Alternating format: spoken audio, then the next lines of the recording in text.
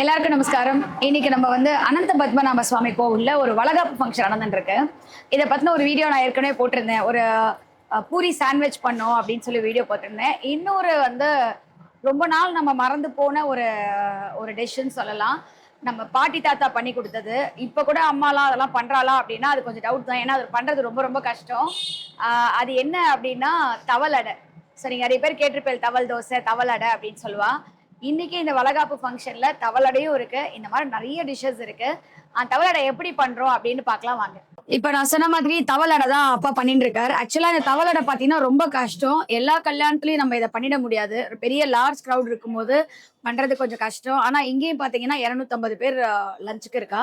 So அவளுக்குமே இது ஒரு சேலஞ்சா தான் பண்றோம். ஏன்னா தவளடை வந்து வேகறதுக்கு ரொம்ப டைம் ஆகும் அப்படின்றதுனால நம்ம யூஸ்வலா வந்து நம்ம இரும்பு வானால தான் நம்ம அதெல்லாம் பண்ணி நீங்க பார்த்திருப்பீங்க.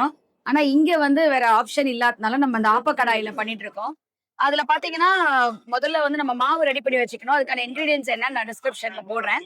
என்னென்னலாம் நம்ம போடணும்ட்டு அதெல்லாம் ரெடி பண்ண உடனே உங்களுக்கு இங்க பாத்தீங்கன்னா மாவு ரெடியா இருக்கு. அந்த மாவு வந்து இந்த வானால வந்து முதல்ல எண்ணெய் விட்டுட்டு வானால மாவை குத்திட்டு வெந்த உடனே நீங்க திருப்பி போட்டு அதை வந்து அந்த குச்சி வச்சு குத்தி பார்க்கணும் வெந்திருக்கா அப்படின்னு. ஒரு தவளடை வேகறதுக்கு எப்படி இருந்தாலும் ஒரு 10 நிமிஷம் ஆறுது. ஏன்னா அதே மாதிரி ரொம்ப ரொம்ப பெருசாவும் நம்ம இதுல பண்ணிட முடியாது. அதனாலதான் நம்ம சின்ன சின்னதா பண்றோம். ஏன்னா மத்த ஐட்டம் எல்லாமே எல்லாரும் சாப்பிடணும் இல்லையா? அதனாலதான் இந்த சைஸ்ல பண்ணிட்டு இருக்கோம்.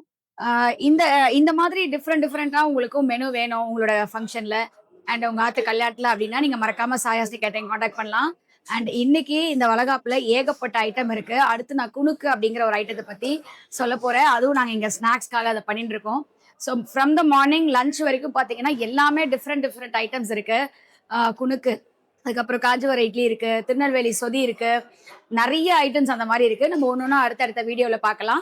ஸோ இப்ப பாருங்க எல்லாமே ரெடி ஆயிடுத்து. இந்த மாதிரி திருப்பி போட்டுட்டு அதை குத்தி பார்த்துட்டு எடுத்ததுக்கு அப்புறமா பாத்தீங்கன்னா ஸோ இந்த மாதிரி ஹாட் பாக்ஸ்ல போட்டு வச்சிடுறோம். யூஸ்வலா பாத்தீங்கன்னா கொஞ்சம் இது ஹாட்டா தான் சர்வ் பண்ணோம் அப்படிங்கறதுனால ஹாட் பாக்ஸ்ல போட்டு வைக்கிறோம்.